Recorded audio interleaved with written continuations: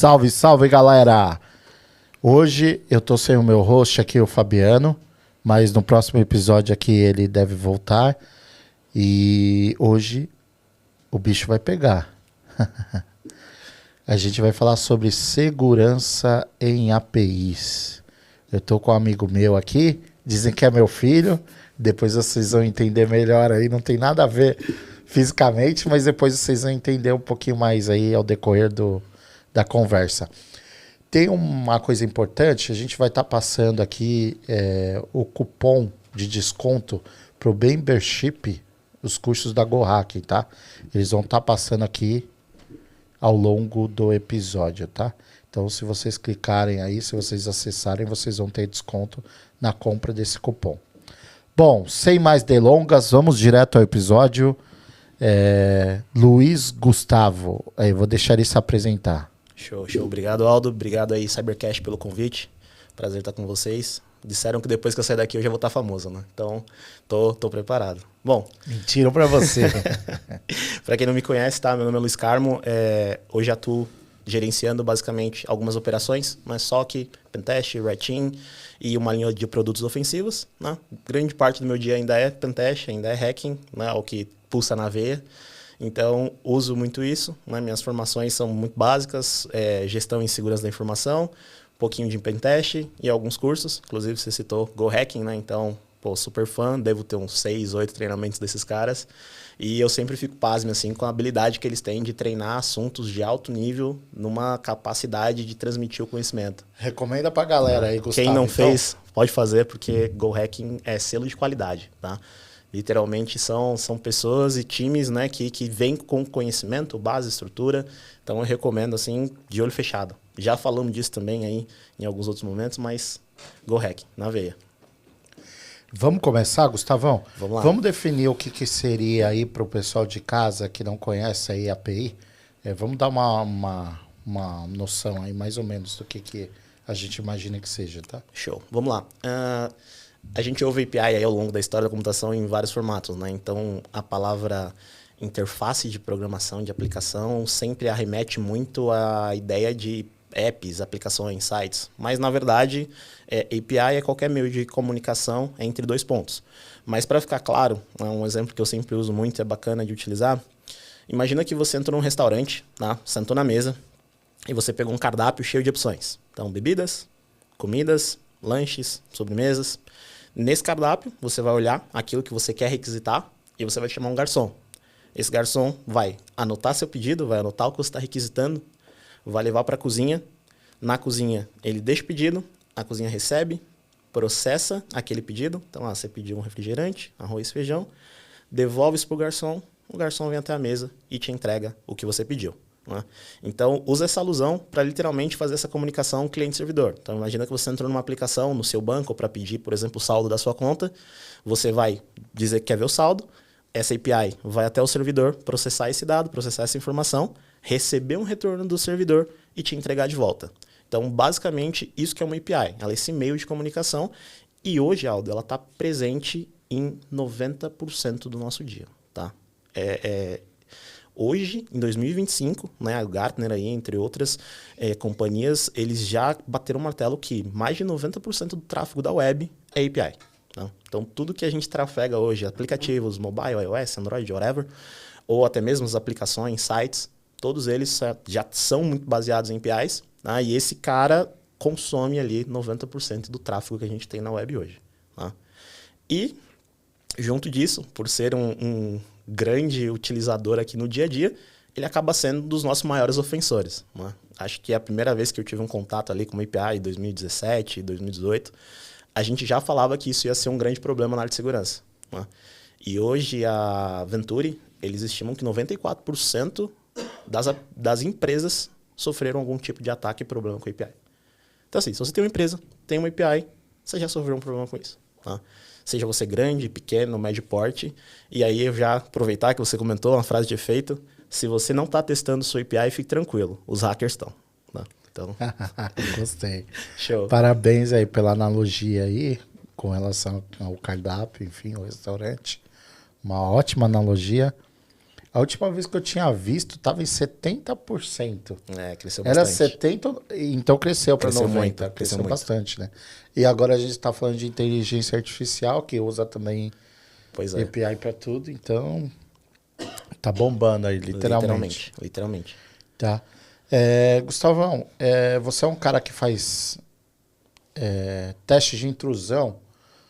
Quais são os maiores desafios? O que você costuma pegar que é com frequência vulnerabilidade, ameaça em teste de intrusão para API? Vamos lá, quando a gente está falando de API, a gente tem muito ASP, né, em cima desse contexto. Tá? O ASP tem a 2023 API, tem a versão mais antiga de 2019, mas a gente ainda usa muito forte, tá, os conceitos da WASP dentro desse... Gustavo, explica para o pessoal aí que não está familiarizado com o tema da WASP, o que seria a WASP? Mais ou menos para o pessoal saber. A WASP tem vários projetos lá dentro, tá? Um deles é o Top 10, onde eles pegam as 10 principais falhas relacionadas a um tópico. Então tem o WASP Top 10 para Web Application, para API, para quem já está trabalhando no mundo de inteligência artificial, LLM, né? Então eles já têm vários modelos e o Top 10 ele é esse framework, ele é esse projeto que tem como intuito juntar essas vulnerabilidades, juntar essas informações e deixar isso disponível para a comunidade, né? Público, todo mundo consegue acessar. É um material muito bem escrito, né? O pessoal da WASP tem uma qualidade ali que é inexplicável. E a gente acaba utilizando muito dessas bases, desses conceitos no dia a dia, até porque para o mercado absorver isso é muito mais fácil, né? Ótimo. Show. Uma coisa importante que você falou, não somente de web, mas nós temos de API já faz algum tempo e agora, mais do que nunca, pessoal, a gente tem um ASP voltada para inteligência artificial, LLM. Exato. É um modelo que, se você não ler, vale muito a pena ler, porque tem bastante coisa interessante, bastante modelo de injeção. A gente ouve falar muito de engenharia de prompt, né? Então, as formas que estão construindo, a verdade é que grande parte das AIs que a gente vê aí são uma API para o ChatGPT, para o Grok, para Cloud, qualquer outra coisa. Mas quem está trabalhando literalmente com AI tende a cometer alguns erros aí que a gente vê no dia a dia, né? E trabalhando a LLM, engenharia de prompt, entendendo como esse back-end funciona, tem bastante coisa para você explorar e a OASP preparou bons 10 tópicos ali para você usar, principalmente nesse start, aqui nesse início, né? Gustavão, você pode comentar um pouquinho mais a respeito dessas 10 vulnerabilidades que você tem pegado com mais frequência aí? Vamos lá. Eu vou falar delas, mas eu vou destacar um ponto que a gente pega bastante, assim, que, cara, vocês vão testar saindo daqui e vocês vão ver que eu não estou mentindo. Basicamente, tá? A gente tem o BOLA, então o Broken Object Level Authorization, cara, disparado. A rodo, né? A rodo. Tende muito. É muito difícil ver alguém que controla bem ali o back-end. O Broken é o IDOR. Isso. É que na WASP, né, ele ficou como broker. Em um dos últimos pentests que a gente fez aqui, eu e o Gustavo, a gente faz uma parceria e a gente faz pentest junto, né? A gente pegou até um IDOR aí que deu o que falar. Deu bastante coisa. E essa é uma que, cara, controle de nível de acesso, você sempre acha um endpoint que está chamando um ID 1, ID 2. Às vezes até tenta mascarar. Então, a gente já viu casos aqui que, cara, eles pegaram o base 64, inseriram na plataforma, reverteram ele ao contrário e passam. Aí você faz o processo inverso, troca o ID, inverte de novo, envia e consegue ter esse Broker Authorization Level. Que basicamente é você ter acesso a um dado, uma informação que não é sua. Então, quando você requisita o ID 1, é o Luiz. Aí vem minhas informações lá, meus dados cadastrais. Quando você solicita o ID 2, é o Aldo. Então, vem os dados cadastrais do Aldo. O ponto é, não era para o Aldo conseguir ver o do Luiz, não era para o Luiz conseguir ver o do Aldo. E esse é um tópico que, assim, disparado, ele ganha essa posição. Aí, vindo nessa mesma cadeia, acho que um outro cara que a gente vê muito, a gente usa muito... Esse é o 2. Esse já é o 2. Tá? Mas acontece muito com frequência, principalmente aqui no mercado brasileiro. Muito. É bem frequente. Aí é outro ponto, né? O desenvolvedor claro, não estou falando mal do desenvolvimento, a gente sabe a pressão que é em cima desses caras para entregar uma plataforma, entregar um projeto, levar as coisas para frente, né? O core, o business do negócio. O time to market, né? Que a gente fala. Exatamente. De entrega do projeto. Exato. Então, rola toda essa pressão, né? Então, não dá tempo de aplicar boas práticas sempre. Mas isso acaba acarretando um problema. Então, o que eu ouço e já falei muito em usuário e em front-end não dá para confiar. né? Então, são 2 pontos aí importantíssimos. Por quê? Normalmente, o dev ele se baseia no front-end. Se no front-end não está dando para ver a informação, acabou. E aí é onde vem essa segunda vulnerabilidade, que é um problema muito sério, que é o Excessive Data Expose, que é quando a API retorna mais dados do que você precisa. Então, a gente brincou aqui dos dados cadastrais. Eu só precisava do teu ID. Mas, nessa requisição, ele me trouxe o dado cadastral inteiro. Para o que ele precisa, ele filtrou o ID. Mas ele trouxe tudo. Então, nesse momento aqui, você, usando uma tecnologia, então utilizando um Burp, utilizando um Kydal, um Mint, whatever, qualquer proxy. Um curl, né? Um comando simples. Exato. Qualquer proxy que você estiver usando que você consiga ver essa requisição acontecendo, você vai ter ali esses dados brutos. Né? Então, uma vez que você acaba fazendo a requisição e você consegue fazer essa associação de 2 falhas, de usar um IDOR para ver todas as informações, trocar o ID e ver os dados da pessoa, porque tem esse Excessive Data Expose, vira um problema. Né? Então, esse caso que eu brinquei aqui do Base 64 é caso que a gente vê e vê muito. Né? O pessoal acha que está encodado, que não é nem criptado, está encodado e já é o suficiente. Então, apenas a serialização do dado não torna ele um dado seguro. Sim. Às vezes nem tem o base 64, né? É só um fragmento ali na frente da URL que você troca. Você já, no caso do IDOR, né? Aí você já cai no perfil de outra pessoa. Exato. Até sem autenticar, né? Na Exatamente. internet a gente vê exemplos, né? Não só internamente. O Exposer, basicamente, a gente tem que fazer os controles ali, né? Exato. Você tem que preocupar o dado que você vai retornar. Você precisa do quê? ID? Retorna ID. Só que o desenvolvedor, ele aproveita ali, né? Exatamente. Essa é a palavra.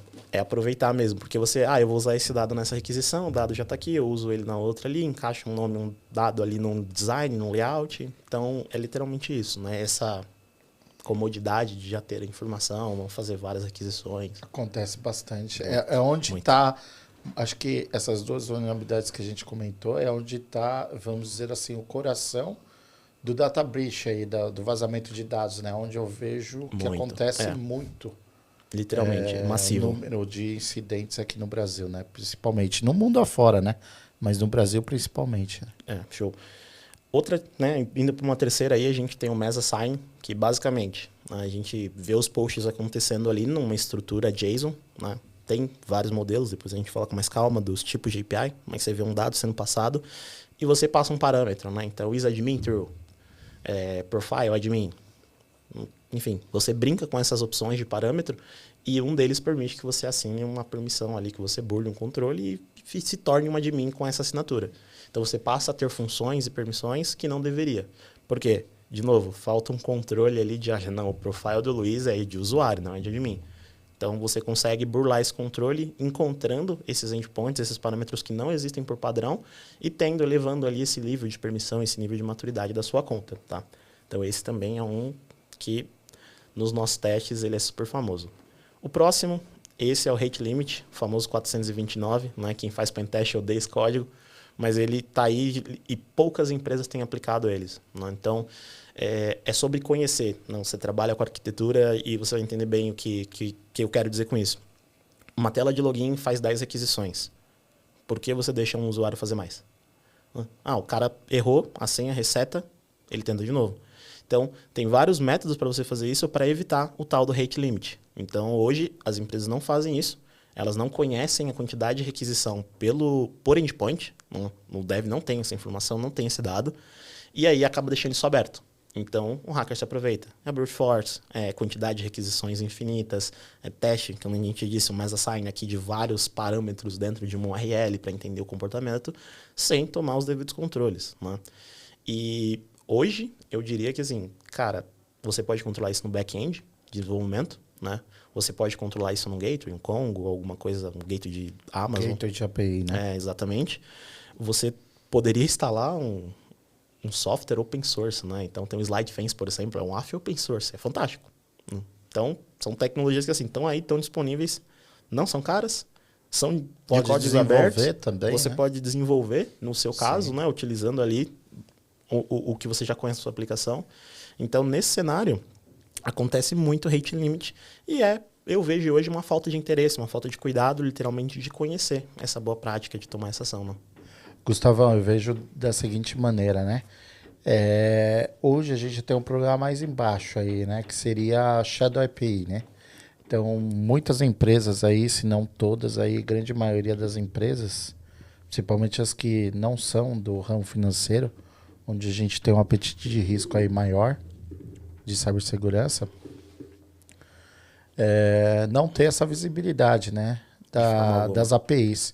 Então, por exemplo, já é difícil para o cara ter ali quem conheça o que cada API faz, o que faz e como faz, quem atende, quem que é o cliente, quem que é o consumidor. Exatamente. Enfim, já é difícil imaginar isso, né? Qual cliente está atrelado, qual tipo de serviço que está sendo fornecido. Agora imagine se a gente não tem essas informações que são as básicas, Exato. qual endpoint que está se referenciando ali, enfim, o que seria como se fosse um inventário ali de APIs, né? Exato. E aí imagine o cara ter o controle de uma política ali, o rate limit, né? Exato. Então imagine o cara chegar nesse nível de saber ali como que é o comportamento para ele poder estipular. Só que eu vejo ali um grande problema, né? O que você citou, né? Por exemplo, ataques DOS, de negação de serviço de uma origem só para um destino, DDoS, de várias É origens. trabalhar no básico, né? É assim, cara, Crawling. fez mais de 200 aquisições aqui, eu vou te deixar na geladeira um tempo. Vai no básico. Arrozinho com Faz um feijão. bloqueiozinho Acabou, lá. deixa o cara 15, 20 minutos, dá uma brincada Por com essas prevenção, variações. né? É isso. Você pode estar tomando uma fraude, pode ser um robozinho, um bot que está Exato. te escaneando ali, né? E aí você não precisa nem, né, ir para um nível extraordinário. Claro que em algum momento de maturidade você vai precisar evoluir para essa linha, mas para começar, vai no básico. Cara, você fez 100, 200, 300 aquisições aqui, toma um 429 e fica um tempo aí. O que eu vejo bastante constante aqui no Brasil, né? Por exemplo, tem empresas que compram tecnologia. Eu vou comprar o WAF, vou colocar o WAF. Exato. E aí o cara coloca, implanta o WAF. Não, meu WAF tem controle contra ataque de negação de serviço. Deixa lá, deixa rolando. O cara não customiza o WAF, né? Não customiza a aplicação. E deixa tudo padrão. Ou uma configuração padrão para todas as APIs. Ele não tem esse poder de customização, de entender cada necessidade de cada API para customizar isso. E o WAF ele não bloqueia funcionalidade. Então, que nem a gente falou aqui, IDOR, a gente falou de Mesa Sign, a gente falou de Rate Limit. Se é uma funcionalidade da tua aplicação, ele não vai bloquear isso. Ele não sabe qual que é a diferença de ter um ISAdmin e não ter um ISAdmin. Ele não conhece isso. Se você não disser para ele, se você não sobe um arquivo Swagger, se você não configura, se você não customiza, se você não diz para ele o que é, o WAF não vai fazer isso por padrão. É uma feature, né? Exato, exato. Então ele vai bloquear o quê? Ele vai bloquear o DOS, ele vai bloquear o Cross-Site Script, ele o vai SQL bloquear coisas que já tem um padrão conhecido Exato. de mercado, o ASP Top 10, que é o mínimo ali, e algumas outras coisas ali. Mas essa parte que seria o bloqueio adequado precisaria de um cara, um especialista de desenvolvimento, né? Você precisa Seguro, ter no né? mínimo ali uma estratégia para falar, cara, de novo, vai no básico. Meu endpoint, ele tem 3 opções, o ID, o usuário e o nome. Qualquer coisa que você passar mais do que isso, eu te bloqueio. Falar aqui do nosso parceirão do Cybercast, que é a Inspira Capital. Cara, os caras são um hub de soluções e principalmente marketing full service para empresas de tecnologia. Então aí, né, você que trabalha muito buscando leads de high ticket, né, tem aí teu time comercial, etc. E precisa, né, montar uma estratégia, ter um time especializado para marketing digital, e aí tráfego pago, SEO, várias estratégias de marketing, automatizações, enfim, ajudando o teu time comercial a performar muito mais. Esses são os caras, especialistas para empresas tech. Justamente o diferencial deles é traduzir todo o teu escopo técnico para traduzir isso para uma mensagem de venda e fazer o teu negócio vender mais. A gente super indica esses caras. E tem uma outra questão, né? Essa questão aí que a gente está falando, que assim, muitos devs, eles não usam assim, versão 1, versão 2 ali, bonitinho nas APIs, né? De repente tem a versão 2 que não está sendo mais usada, o cara está usando a versão 1, não comunicou ninguém, todo mundo vai imaginar que se tem 3 versões ali, vai estar usando a 3, e na verdade não é aquilo. Está na cabeça do dev. Enfim, tem várias coisas desse tipo, né? Eu já vi um cenário muito engraçado que, enfim, acho que está na V3, V4 já, e um endpoint específico você não conseguia requisitar ele externamente, né? Mas, por coincidência, Shadow API de novo, né? A API V1 estava lá e ela tinha uma funcionalidade que deixava a gente dar um GET. E esse GET a gente fazia de dentro do servidor para dentro do servidor e ele permitia a gente ver esse dado. Então, assim, é uma informação, de novo, não tomaram cuidado, foram subindo versão, foram atualizando. Ah, não, deixa ver um aí por mais um tempo, porque a gente vai acabar utilizando ela em outro contexto. A gente ainda está usando uma função, duas. Esse tempo vai passando, a função vai sendo esquecida e ela fica lá. Tô homologando. Enfim, exato. Né? É demo, é POC, é teste. Então fica Ou por o cara um tempo. coloca um header lá, um cabeçalho para chamar, que somente com aquele header ele pode chamar, confia na API. Exato. Então, assim, existem várias gaps dessas. O segurança por obscuridade, né? Se ninguém sabe, tá seguro, né? Exato. Show. Bom, mais uma vulnerabilidade aí que é bastante, a gente fala do BLOFLA, né? O Broken Function Level Authorization, que é você executar funções de administrador com perfil de usuário. Então, é muito parecida, né, com aquela de brocar parâmetro, tem uma sinergia, mas é diferente. Então, eu sou um usuário comum, mas eu posso ir lá e dar um get no endpoint de gerar relatório financeiro. Não deveria, mas posso. Então, é você não ter esse controle, né, nas funções ali, determinar quais funções podem ser chamadas por qual nível de acesso. Então, fazer essa brincadeirinha, né, de conseguir fazer isso. E essa daqui não está no ASP, mas eu vou dar de brinde aqui, tá? Porque a gente também encontra muito, que é o seguinte, como eu disse, não confie em usuário e não confie no front-end. Vai agora na aplicação lá, na empresa que você está testando, fazendo o pentest, clica no campo de esqueci minha senha, digita um e-mail que não existe, vê a mensagem de retorno no front-end, calma. Aí você vai ver lá um usuário não existe, dado não válido, passa um usuário que existe e vê que o retorno vai ser diferente. Então, estou te dizendo aqui que no front-end você consegue fazer um user enumeration, assim, gritante, tá? Intercepta o tráfego e começa a olhar no back-end, que você vai ver que bem provavelmente aquele espelho, né, aquela tela, front-end ali é só um desenho, está chamando uma API, e nessa API você está vendo um true, um false, e-mail enviado com sucesso, e você consegue fazer um user enumeration. Então, vamos lá. Essa não está na API? Não tá. Não tá. ASP, tá. Não tá. E acontece, assim, 10 pentests que eu faço, 9 esse cara tá lá. O cara não sabe, um erro, né, do log, né? Se a gente fosse colocar ele no ASP, seria um misconfiguration, um tratamento de output, algo nessa linha, tá? Mas literalmente não acontece hoje, até porque, de novo, você não está retornando, você não está interpretando isso como um erro. Né? Você está vendo ali uma mensagem que o usuário não existe, porque ele não existe. É a resposta que eu estou esperando. Não é um erro. Só que aí, da perspectiva do atacante, esse usuário não existe, né? Esse false que retornou na API, é o dado que ele precisa para fazer uma assinatura. Então, imagina você lá numa empresa com 100 usuários, 100 clientes. Eu vou lá e passo uma lista das hoje milhares vazadas aí que a gente tem na internet e descubro os 100 clientes que são verdadeiros. Ótimo, acabei de vazar o dado de 100 clientes da sua companhia. Né? Então, já começa a virar isso para o negócio. E aí, vamos construir um ataque path aqui. Tá? Vou fazer uma jogada bem grande aqui.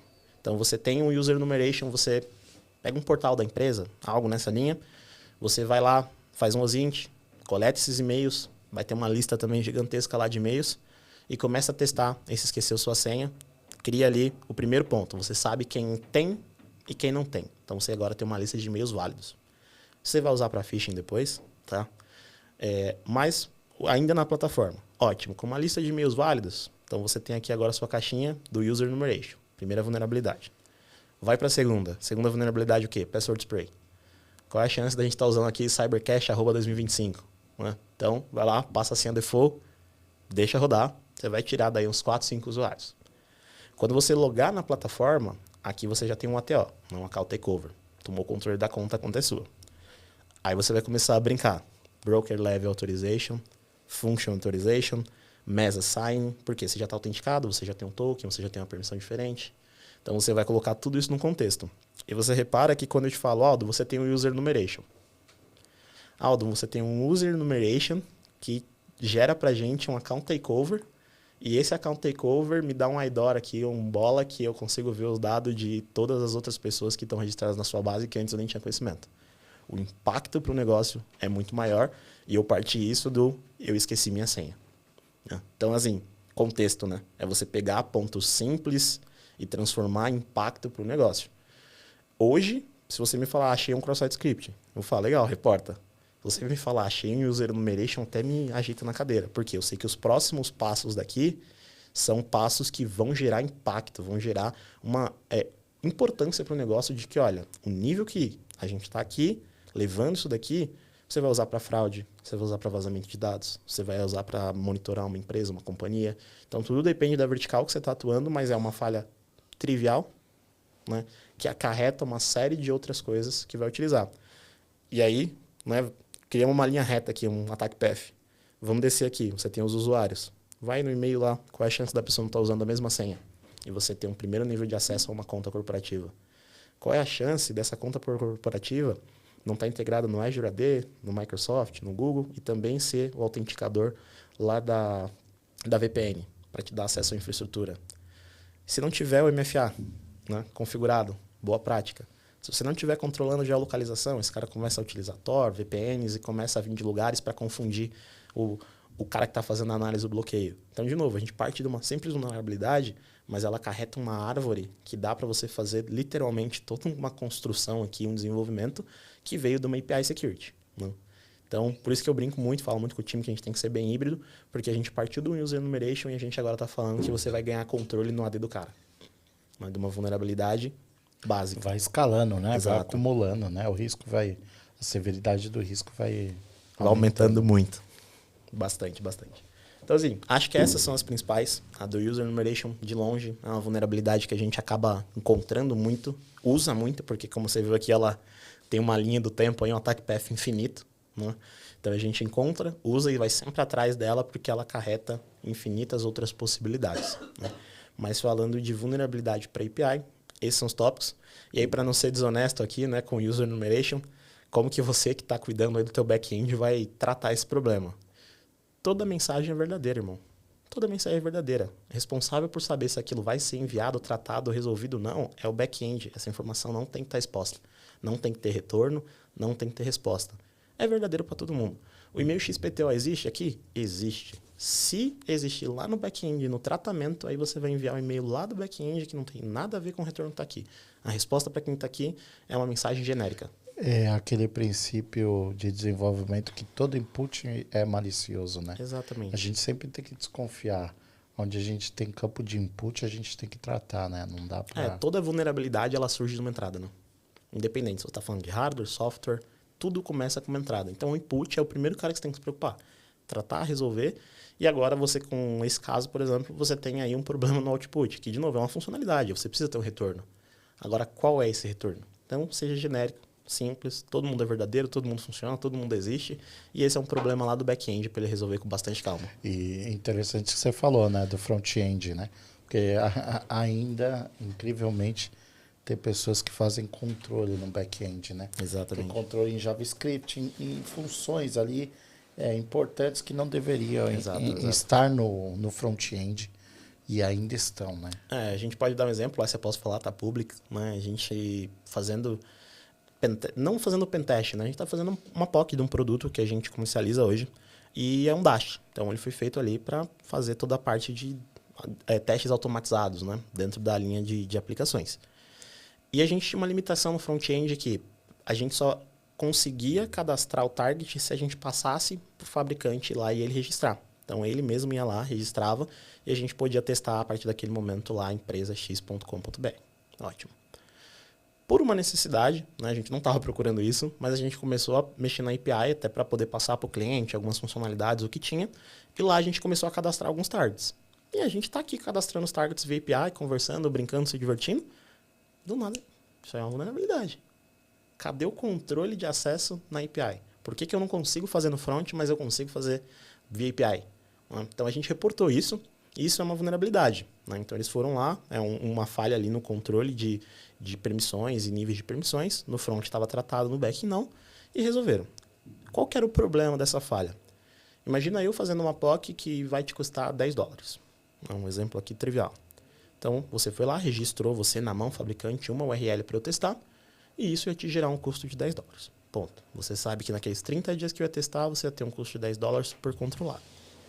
A partir do momento que a gente conseguiu registrar outros endpoints para testar, eu podia subir esse custo para o infinito. E a gente está falando de uma arquitetura muito dinâmica, então ela cresce conforme a demanda. Então, em vez de testar uma URL, eu poderia testar 2, 10, 20, 50. Se eu guardo essa informação para mim, quanto tempo eu ia conseguir utilizar esse dado, quanto tempo eu ia conseguir utilizar essa funcionalidade, até mesmo para comercializar um serviço. Né? Então, eu vendo um Dash, te vendo um scan ali de vulnerabilidade pontual e uso uma plataforma super válida, autenticada, de muita qualidade.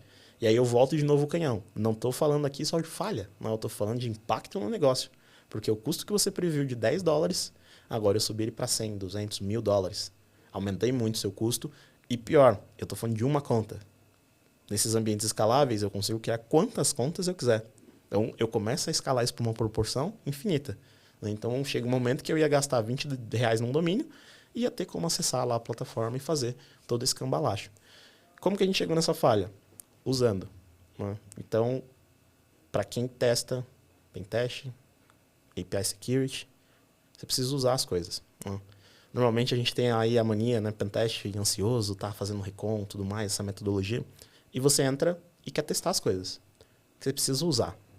Ah, eu vou testar o meu CRM. Cara, usa primeiro, vê quais são os campos, quais são as finalidades, quais são os dados. Entende os processos, os fluxos. Traz isso para o teu cotidiano, entende? E aí você vai começar a ver usabilidades ali, falhas que literalmente fazem que você vai começar a ter Por quê? Você tem total confiança de como funciona.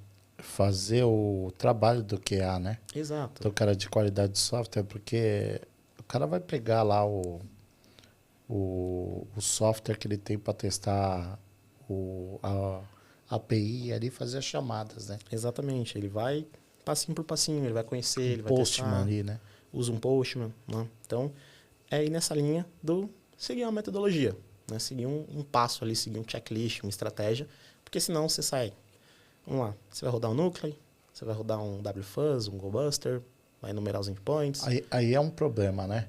Porque se você pensar, não são todas as empresas que desenvolvem que tem um departamento de QA. Não tem. Alguém para testar lá, para fazer esse tipo de teste. Né? Não tem. E aí, de novo, cabe ao desenvolvedor... E nem segurança, né? Muito menos segurança, né? Muito segurança menos é muito né? menos ainda. O que ainda é mais comum de você encontrar empresa que tem QA que é segurança. Mas aí acho que cabe ao desenvolvedor ou às vezes seguir tem essa QA, boa mas prática. não é um QA voltado para segurança, né? Exato. Um teste É dele é ver se a QA plataforma e funciona. Exato. Não vai ter ali a visão de segurança. Eu acho que a gente tem que trazer essa consciência para o nível de desenvolvimento. Né? Então, a gente começar a falar de boas práticas. Né? A gente falar de DevOps, SecOps, a gente trazer desenvolvimento seguro para o desenvolvedor. Não é mais algo que tem que ser opcional. Porque eu vou te dar um exemplo que... Coisas que deixam de ser opcional.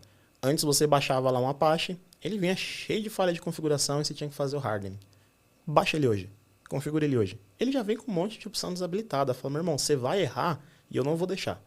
O navegador, ele se preocupa com cabeçalhos de segurança para controlar o CORS, por exemplo, que a aplicação devia estar controlando. Ou seja, as frentes já estão tomando o controle das coisas. Por quê? Porque sabe que o usuário não vai fazer, o dev não vai fazer. Então, eu acho que deixa de ser um tópico opcional e as empresas têm que pegar pesado com o desenvolvedor para que isso faça parte. Não estou te pedindo nada de novo, só estou te pedindo que siga essas boas práticas. E aí, de novo, a OASP tem o ASV, né, que tem lá várias opções. A gente vai falar de armazenamento seguro, criptografia, transporte, sessão, autenticação. Então, você tem uma série de campos, e eu estou falando de campos, porque dentro deles, né, tem listas aí, você lembra, infinitas, né, para você validar. Cara, pega essa planilha, pega esse material. E tem os níveis, né? Tem muitos. 1, 2, 3, 4. Exato, faz ele para uma aplicação. Lê ele e aplica ele em uma aplicação sua.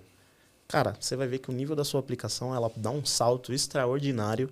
Porque você, dentro de um nível desses que a gente está falando, você vai se preocupar.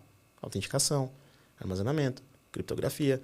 Então, estou trabalhando a autenticação. Bom, então, autenticação, deixa eu ver se todos os endpoints têm autenticação. Vai lá, tira print, guarda uma evidência. Cria um sprint, né? Cria um projeto, armazena isso num projeto.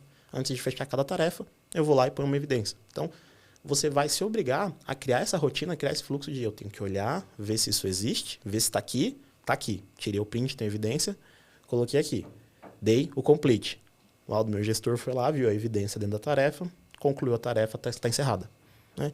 Então, a gente passou aqui por um fluxo de múltiplo fator de autenticação. Né? Você validou, eu validei, eu fiz a revisão para seguir e a gente está falando do nível 1. Então, você já começa a se preocupar com vários outros pontos, isso para uma aplicação. Eu te garanto que uma vez que você fizer esse trabalho, que não é fácil, tá, gente? É bastante coisa. Você vai, enfim, passar algumas horas fazendo isso. Uma vez que você fizer esse trabalho, você não desenvolve a segunda aplicação do mesmo jeito. Tá? Você não... eu vou criar aqui uma autenticação. Você já vai pensar seguro. Por quê? Porque é um trabalho que vai levar um tempo, ele vai te consumir uma energia e ele vai te ensinar muito durante o processo. Ah, então eu tenho que criptografar o dado antes de fazer um transporte, eu tenho que usar um TLS. Quais versões são seguras? Por que não utilizar as versões antigas? Ah, como que eu armazeno o dado? Ah, por que eu armazeno dessa forma? Então você vai começar a responder perguntas que hoje talvez você não tenha esse nível de consciência. E é o que eu estou dizendo para o desenvolvedor e para as empresas que a gente tem que cobrar esse nível, tem que ter isso, porque senão as aplicações só nascem e a gente continua com SQL Injection aí que tem 10, 15 anos e ainda é uma falha extremamente explorada. O segurança by default, né? Fazer o shift left, né? Que a gente fala, né? Começar não acoplar a asa da nave ali, né? Já nascer com a asa ali, já montado ali no avião, né? Exato. Fazer por default, né? Muito mais fácil você testar em homologação que em produção, né? Sim. Então você troca a roda Mais do trem com fácil, ele andando. É mais barato. Barato. E outras cositas Muito, mais também, né? Retrabalho também que você vai ter. Girar e fazer, não vai tomar fraude. Mas e aí se você voltar só pro negócio, né? Então vamos falar de custo. Barato. É a hora homem que você economiza lá na frente. É a hora de investimento em tecnologia. É hora de contratação. Às vezes você tem que voltar um projeto para ali, você precisa de mais 2, 3, 4 devs. Então, assim, é um investimento que você tem aqui de algumas horas de trabalho a mais para aquele desenvolvedor, para aquela operação, para você não ter um investimento, um custo lá na frente, né? E isso que a gente está falando de custos aqui mais tranquilos, que aí você pode ter exposição, vazamento. Então, ir para uma esfera aí, pegar uma multa, uma LGPD, que vai te dar uma multa de 50 milhões, o que pode abrir falência para o teu negócio, o que pode te levar para níveis extraordinários.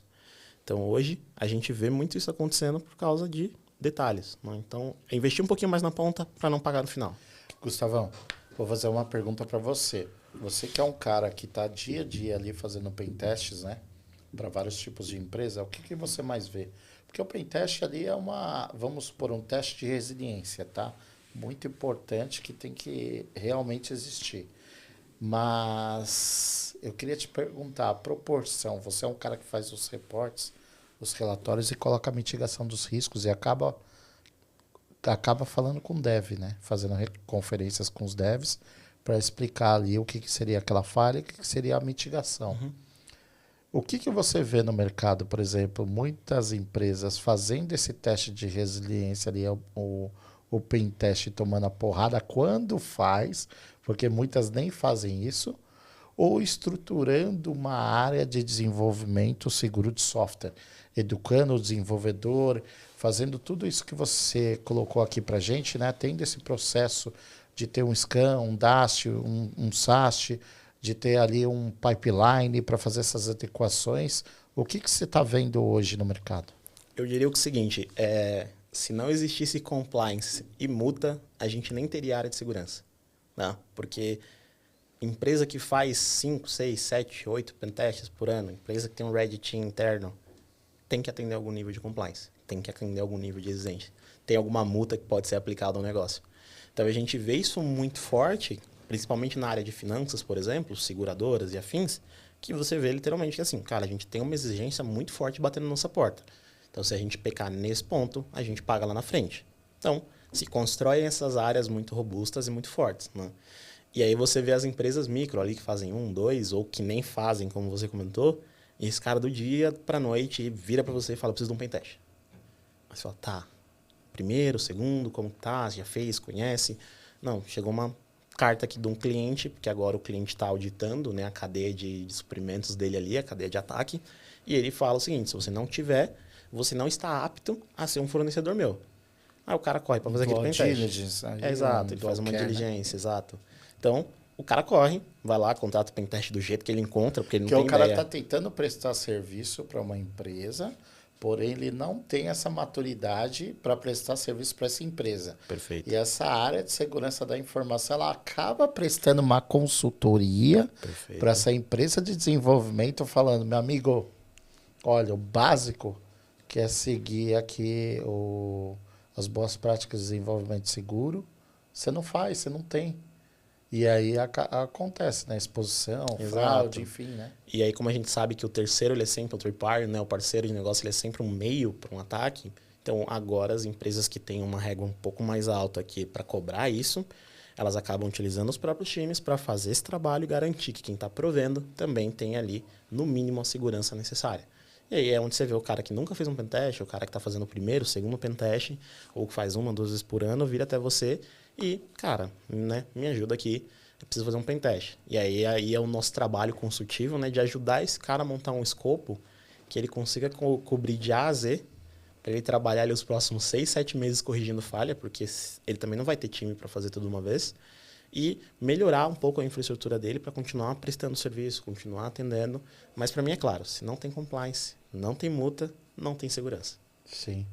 Não, faz total sentido isso que você falou. Eu tô lembrando, recordando agora, a gente foi fazer um pentest, né? Justamente com APIs. O foco era API, não sei se você lembra. E um dev subiu um honeypot. Subiu um pote de mel. Sim. E durante o teste ali, tava fazendo o pentest ali, interagindo ali com o honeypot, enfim, né? E a gente acabou descobrindo durante o pentest que era um pote de mel, né? Um honeypot. A gente foi comentar lá com o dev responsável e falou, colocamos o honeypot. Cara, nunca façam isso. Eu sei que o pentest era, vamos dizer assim, 80 horas para a gente fazer de uma aplicação razoável. Eu acho que eu fiquei mais ou menos umas 40 a mais ali para a gente onar e vazar os dados, né? Sim, sim. E aí a gente conseguiu ali, né, vazar os dados ali, deu um impacto grande. Mas é interessante, porque ele se preocupou em subir um honeypot para ver os ataques, mas eu estava preocupado em o que eu posso fazer em proteger e boas práticas de desenvolvimento seguro. Ele estava mais preocupado em ver os ataques Sim. ali das vulnerabilidades do que falar, Aldo, quais seriam as boas práticas que eu deveria ter aqui na minha fábrica, que era uma fábrica de software, né, na verdade. O que eu deveria ter aqui como processo, o que eu deveria treinar aqui os desenvolvedores, Exato. qual tipo de ferramenta, qual tipo de approach mínimo, o que eu consigo fazer de checklist aqui, de ter esse checklist. Perfeito. Então, a abordagem era extremamente ao contrário. Na hora de fazer o teste de intrusão ali, atrapalhar, vamos dizer assim, até comprometer, porque, de repente, como a gente já tinha muita experiência, a gente detectou esse honeypot de uma maneira ali rápida, né? E a gente entendeu o que era aquilo. Mas se você pegar um cara que é um pentest, de repente, júnior, um estagiário, ou até um pleno, um cara que está começando e não tem muita experiência, ele vai ficar batendo ali no honeypot e não vai achar as falhas ali. Ele vai e queimar vai as perder horas do tempo, serviço. vai queimar as horas de serviço, vai perder o foco em coisa que não é importante e de repente a gente começa a pensar assim, cara, será que quem está contratando quer realmente que eu ache as vulnerabilidades? Ou é que nem você falou, né? Eu sinto que se não tiver compliance, não aconteceriam muitas coisas, né? O próprio pentest, enfim. Então a gente nota assim, que assim, o mercado, as empresas, tem muita empresa séria que procura empresas de nome, né? E bons profissionais de teste de intrusão, mas também tem muita empresa que procura ali empresas para não achar, né? Paga-se um valor bem irrisório, né? O mínimo do mínimo. O scan de vulnerabilidade. O scan de vulnerabilidade ali, uma coisa que os caras vendem como pentest, na verdade é um scan, né? Exato. Não é um pentest, paga o mínimo do mínimo e justamente para não achar, né? Para não levar para um board ali, pô, achou tantas falhas. Justamente para pagar, para não achar e, cara, tá muito bom que você encontrou, se bobear até corta ali, para de testar ali para não achar mais coisa. Exato. E eu quero 7 para passar de ano no meu compliance. É isso aí. É isso aí. Infelizmente, né? Essa é a régua que a gente vê e a realidade, né? É a realidade. Não é uma área muito difundida ainda, a galera precisa adotar isso um pouco mais, mas com as do diligence acontecendo, as empresas mais robustas cobrando, né, essa responsabilidade das empresas menores, a gente vê o mercado caminhando, né? Então daqui a pouco vai estar todo mundo mais bem quadrado. Mas eu acho que assim, estamos anos-luz de chegar num cenário seguro. Né? Algo onde seja difícil de encontrar falha. Algo que seja um desafio. Você fala, pô, bati o pentest, bati cabeça e saiu nada daqui. Então acho que vão levar aí alguns bons anos. Alguns bons anos, né? Sem dúvida. Infelizmente. E também tem aquela coisa mística no mercado, né? Que, por exemplo, claro, hoje a gente tem muitas ferramentas aí que são ótimas ferramentas, né? Sem Não, dúvida. não dá para a gente, por exemplo, ter ali o olhar de falar, não quero usar ferramentas. As ferramentas ajudam bastante e são um apoio, mas são ferramentas, né? Sim. É aquilo que a gente aprendeu lá atrás, né, cara? É o olhar humano, por exemplo, o pentest ali manual é um pentest manual, né? Exato. Que o pentest ali, por mais que seja automatizado com ferramentas, vai cobrir 65%. Os outros 45% você está descoberto. É a regra da grama, né? A ferramenta vê a plaquinha escrito não pise e ela não pisa. E não pisa. O hacker, ele não tá nem aí. É, não Hacker tá nem hackeia, aí com né? isso, Então, né? essa é a regra universal. Cara, eu vou pisar só para ver o que acontece. E as vulnerabilidades mais impactantes são as que estão ligadas à regra de negócio, né? O entendimento da interação ali do ser humano com o sistema, né? Coisa que nenhuma aplicação vai fazer, né? Não. E aí a gente tem dois cenários, né? Principalmente quando a gente fala de API, porque a gente tem o mundo bug hunt, né? Então, é habilitar, cara. Então, a gente brincou do user enumeration aqui, eu ia habilitar 4, 5, 6, 7 vulnerabilidades e ia trabalhar em cima disso. Esse é o meu escopo, eu preciso habilitar. Quando você vira para uma linha de um pentest, de uma contratação, de um serviço, aí o cenário é outro. Não é só habilitar, é causar impacto no negócio. Então, para causar impacto no negócio, você precisa entender o negócio. E aí você precisa dar uns passos para trás, falar de metodologia, falar de conhecimento, falar de OSINT, entender o business para entender o que causa o negócio. E virar a chave para o lado da empresa. Né? Para você contratar um pentest, eu vou colocar alguns desafios aqui. Né? Então, preciso contratar um pentest. Primeira coisa que você precisa determinar é quanto você pode gastar. Eu brincava muito disso quando estava menino do TI e falava, eu quero comprar um computador, qual que é bom? Quanto você pode pagar? Então, determina isso aqui. Cara, eu posso gastar esse budget. Ponto. X. Agora, com esse budget, o que eu consigo entregar? Né? O que eu consigo testar? E aí, para chegar nesse resumo aqui, eu diria para você o seguinte. Mais uma vez, um passinho para trás.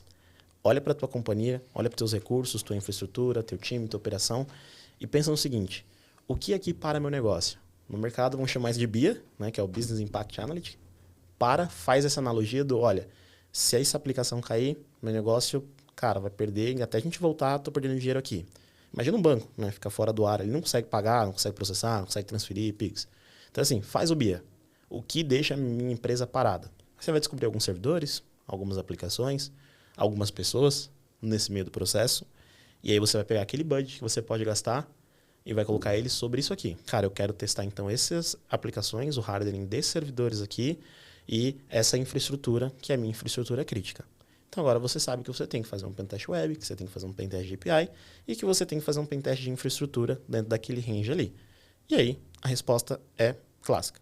Budget, escopo e aí metodologia que você vai aplicar, né? Categoria. Eu quero um gray, eu quero um white, eu quero um black box. Você determina as caixas que você quer entender aquilo ali. Se é o primeiro, vai no black box. Você precisa ter conhecimento do que um hacker teria conhecimento. Fecha a caixinha aqui. Num segundo, vai na perspectiva ali de um terceiro, alguém que tem uma credencial de mínimo acesso, né? um usuário, alguma coisa nesse sentido, que é um gray. Né? Exato. Vai nessa perspectiva. Cara, tomou controle desses dois caras aqui, já está fazendo com rotatividade, você já conhece teu budget, já sabe como investir, já sabe como contratar, tá na hora de você trazer alguém para dentro de casa para fazer isso. Porque eu vejo muito pouco scope white. Mas por quê? Para mim, quando você está nesta maturidade, já é hora de você ter alguém dentro de casa olhando para isso daqui. Não tem problema você contratar um pentest, até deve, para corroborar esse conhecimento, corroborar essa maturidade e trazer skills novas, né, do mercado para testar isso aqui. Mas nesse nível de maturidade, eu acho que você já tem que trazer alguém aqui para acompanhar essa rotina de segurança da empresa. Cara, a gente ficou sabendo dos projetos da QD7 que eu preciso compartilhar com todo mundo aqui, né? Vou até olhar para cá. Cara, a QD7 tem feito projetos incríveis, né? Que conectam aí cibersegurança com a infra, né? Então, naturalmente, conhecer de infra, ter esse background é muito importante para a arquitetura de um projeto de segurança realmente robusto e efetivo. Então, os caras têm mais de 20 anos aí de experiência. Então, assim, é incrível o que a gente está vendo acontecer nos bastidores. Os caras já estão olhando para pós-quantum, né? Que é esse poder computacional e como modelar, né? Esses projetos. E aí tem novidade, né? Tem novidades interessantes aqui que a gente recebeu que simplesmente, né, firmaram novas parcerias, algumas já de longa data e ampliaram essa atuação, e outras recentes aí que complementam muito bem essa entrega, né? Justamente com os principais players de mercado. Então agora a QD7 é um dos principais parceiros também, né, da Akamai, da Nutanix, da Palo Alto e da Arista. Então, cara, assim, solução completíssima. Conversem com os caras, assim, a gente super confia, por isso que a gente fala aqui no Cybercast e com certeza vão te ajudar muitíssimo. Tem um problema, Gustavão, que eu vejo, que assim, claro, a gente está falando com toda essa maturidade aí de segurança de APIs, mas assim, por mais que o dev seja dev, ele entende melhor do que a gente em Sem desenvolvimento, a gente arranha, faz algumas coisas, mas longe da gente, a gente não é dev. Mas, por exemplo, a gente não entende muitas coisas com relação, o dev não entende muitas coisas com relação à criticidade das coisas, severidade, o risco. Então, para mim, que sou arquiteto, sou um cara especialista em desenvolvimento seguro, um pentest, eu entendo o que é risco, aonde pega, o que você tem que corrigir. Cara, dev não tem, é difícil, tem alguns devs que Sem tem, dúvida. mas é muito difícil hoje no mercado você ter um dev que entenda ali a nível de risco, de severidade, o que você falou, uma vulnerabilidade que somada com outra vai dar uma movimentação lateral, vai dar uma elevação de privilégio.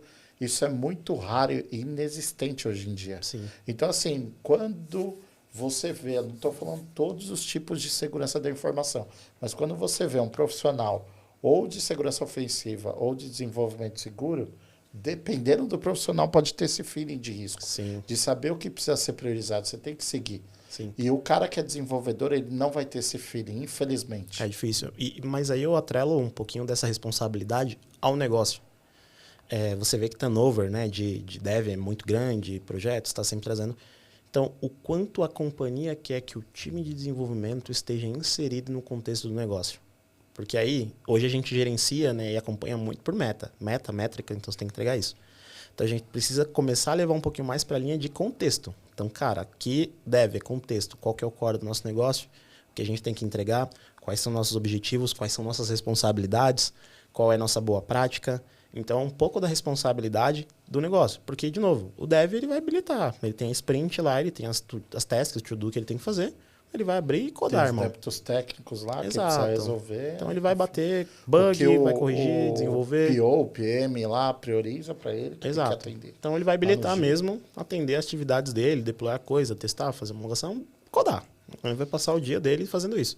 Então, cabe ao negócio trazer o dev para o contexto do negócio. Explica pro dev qual é o negócio. Explica para ele qual é a importância. É que eu acho que falta um pouco mais dessas seguras, né? O dev não. Porque o dev é inocente ali. Exato. Ele só tá colocando tijolo ali, tá fazendo o trabalho dele.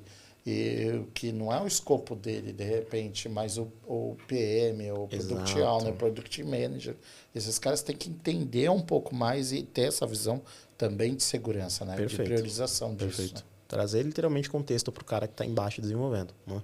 Devia inverter, na verdade. Né? Esse cara aqui devia explicar pro PMO, pro Project Manager, quais as atividades têm que ser priorizadas, quais vão estar as dores de barriga, porque é ele que está no dia a dia. Né?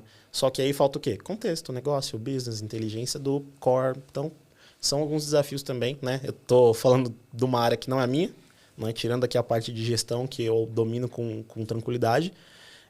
Estou falando de uma área de desenvolvimento que não é minha, mas eu vejo essas dores em outras atividades, como, por exemplo, durante um pentest. Então, a gente vê que... Aqui você vê porque você faz o relatório e fala com essas pessoas dentro dessas áreas. Exatamente. Então, dá para você sentir o nível de maturidade. Perfeito. Porque, assim, se você está pegando uma falha que está acontecendo lá, uma vulnerabilidade, e aí, de repente, se o cara ofere aquilo, faz um tipo de teste que o cara sabe que é o escopo daquele teste pegar, ele falou, opa... Tem um gap aqui na minha ferramenta, deixa eu revisar, mas isso não acontece. Exato. É sempre assim, me dá a correção dessa vulnerabilidade, porque eu não tinha nem conhecimento de que essa vulnerabilidade existia. Exato. Certo? Perfeito. É nesse nível de maturidade, né? É um nível muito menor, né? Que não chega a ser próximo de você ter realmente um programa de desenvolvimento. É isso. Isso que é o ruim, né? Então, a gente acaba sendo reativo. Tudo que é reativo, a gente não é proativo, é muito mais caro, né? Muito mais caro. E aí a gente vai fazer um pentest, não que o pentest seja insubstituível, o pentest sempre tem que ter, o teste de resiliência. Mas a gente pensar assim, vamos projetar alguma coisa, vamos arquitetar alguma coisa, vamos amadurecer uma área aqui, Vamos colocar pessoas para fazer isso para o custo ser menor, né? Para a gente nascer seguro, né? E não ir depois para a produção quando custar 30, 40, 50 vezes, ter um incidente ali, ter um problema de brand, ter problema ali de investimento, dos investidores não investirem ali, a empresa sair ali, numa capa de um jornal ali, ter um problema maior com os parceiros, enfim. Exato. Né? E hoje você já pode contratar esse tipo de força de trabalho sem ter o profissional alocado contigo. Né? Então, minha operação, por exemplo, hoje, meu time, ele é alocado para atender as companhias. Então, a gente está fazendo pentest de segunda a segunda e para empresas que não são as nossas, né? Não é a nossa, não é um pentest pontual. Então, a gente já está fazendo isso. Então, você também já pode adotar esse tipo de estratégia. Você precisa ter um cara aqui agora? Pô, não tenho budget para isso. Cabe um serviço? 1, 2, 3, 4, 5, 10 visitas, pontualidade, continuidade, whatever. Né? Qualquer modelo remoto, contrata. E num valor que não é nada astronômico, não é nada astronômico. Né? E você consegue alinhar isso não só em empresas grandes, mas de médio e pequeno exato, porte também. Exato. Né? Isso é muito mais barato que uma fraude. Muito mais barato que uma fraude. Muito mais barato que uma fraude. Não, realmente. Show. Gustavão, a gente falou ali das vulnerabilidades. Agora, eu queria que a gente voltasse. Teve um tema que a gente referiu um pouco nos tipos de API. Show. Porque para cada tipo tem um teste. Perfeito. Eu queria que você comentasse um pouquinho mais sobre isso. Bom, APIs, né? Eu vou falar das principais, que a gente tem o REST, GraphQL e a SOAP. Né? Dentro desse sopa de letrinhas tem uma chamada BAT também. Eu nunca vi em funcionalidade, mas ela existe. E basicamente cada uma tem uma arquitetura, um modelo de trabalhar um pouquinho diferente. Não tem melhor nem pior, vai com a sua necessidade. As boas práticas, sim, essas se mantêm para todas. Então, quando a gente fala aqui de REST API, você tem uma granularidade maior de endpoints. Então, você pode criar o endpoint usuários. O endpoint usuários tem um outro que é o 1, que é o ID do usuário. Então, você pode ir aumentando isso, gerenciando os endpoints. O GraphQL, por exemplo, ele tem uma estrutura fechadinha. Ele é um único endpoint. É o endpoint lá, GraphQL, carry, você passa carry, e dentro da carry você vai construindo o dado que você quer retornar. Então, um pouquinho mais fechadinho. E a SOAP é baseada em XML e tal, ele usa WSDL, então também é um modelo ali de fazer as requisições e tem sua arquitetura.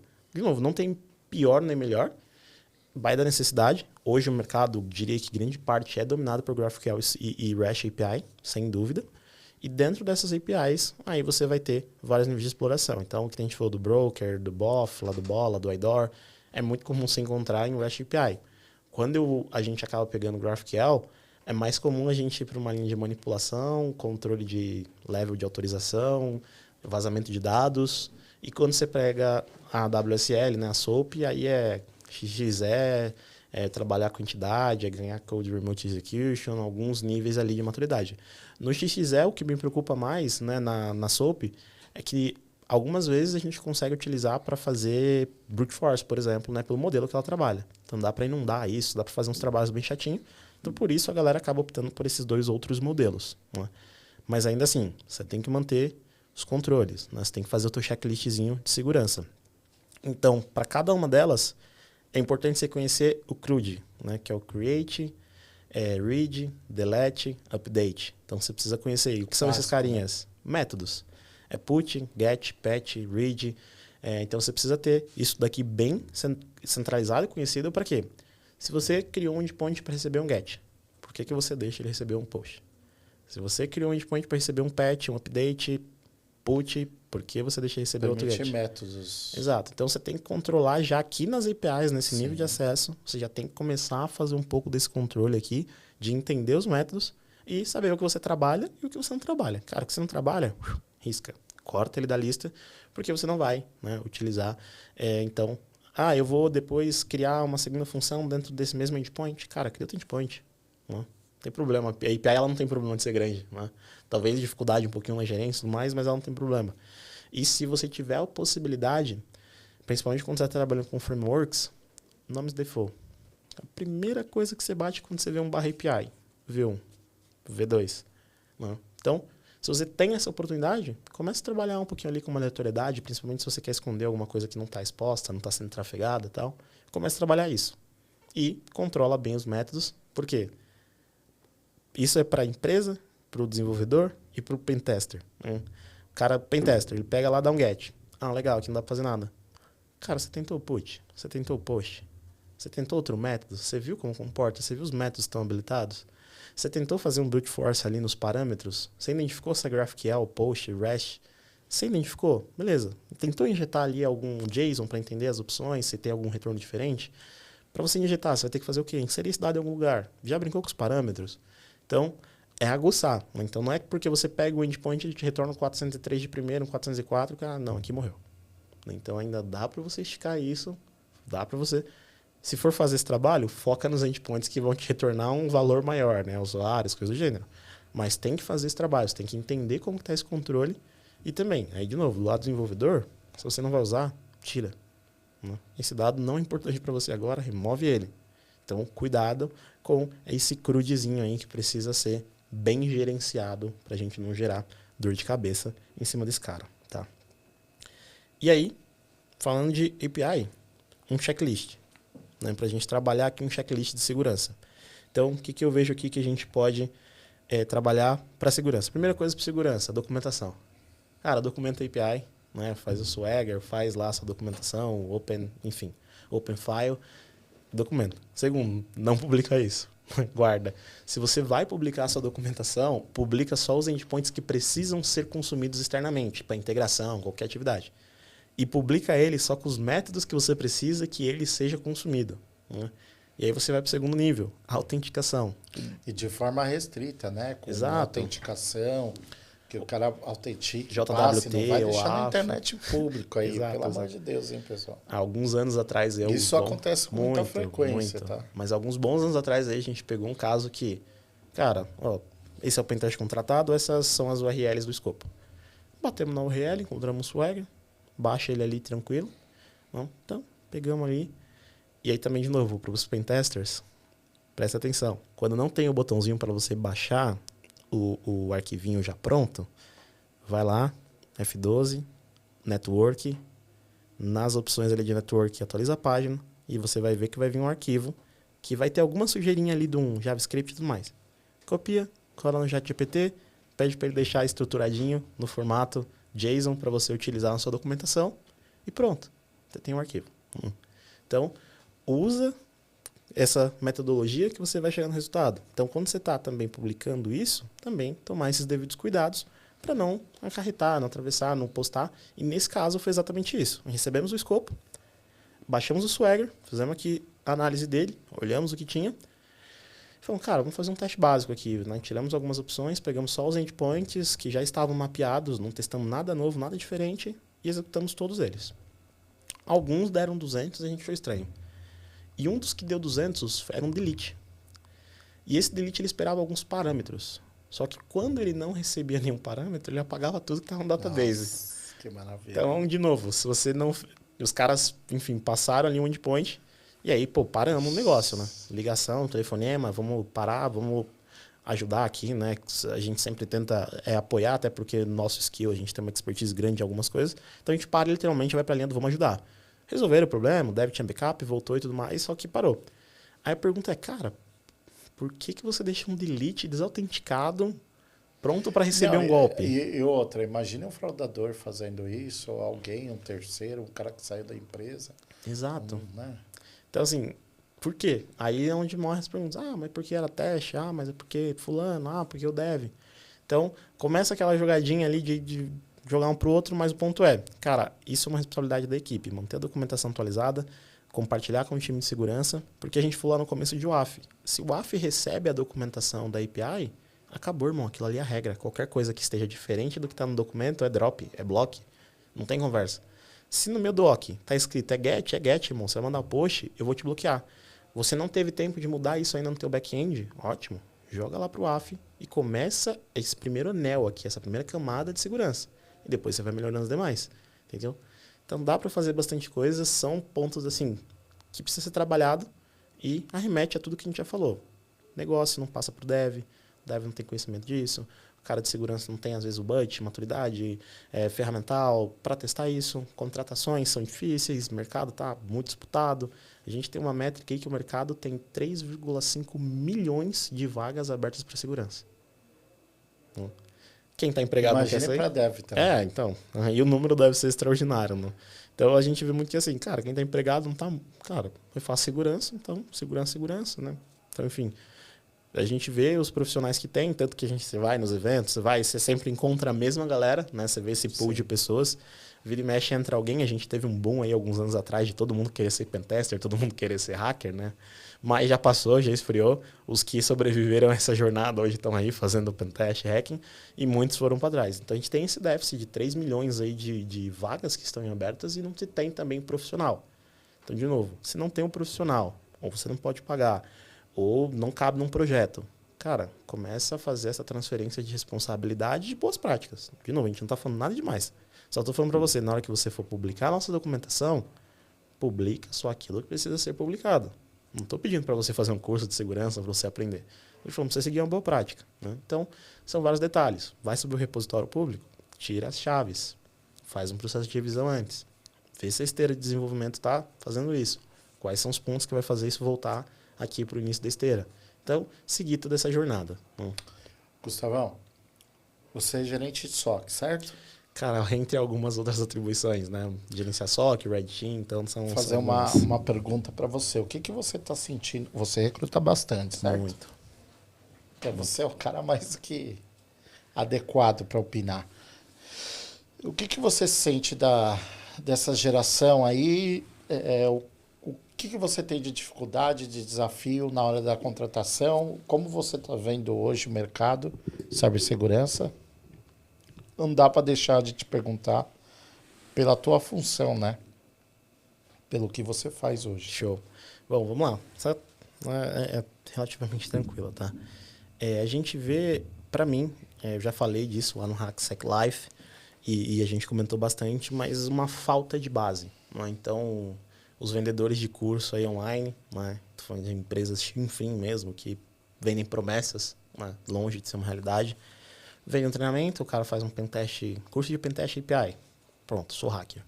E ele vem ali com uma expectativa super alta, um jogo, um nível de maturidade, eu sei fazer pentest API.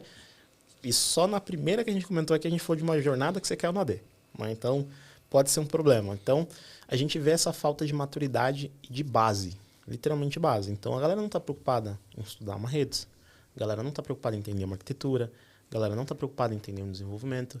Então, são pontos que talvez a gente viu um pouco mais no passado, não um pouquinho mais aí, não tão distante, mas já, enfim, no passado da segurança mesmo, da gente se preocupar em entender uma arquitetura, um sistema operacional, uma base, um desenvolvimento, entender como as coisas funcionam, ter essa base sólida para conseguir aplicar isso no nosso dia a dia.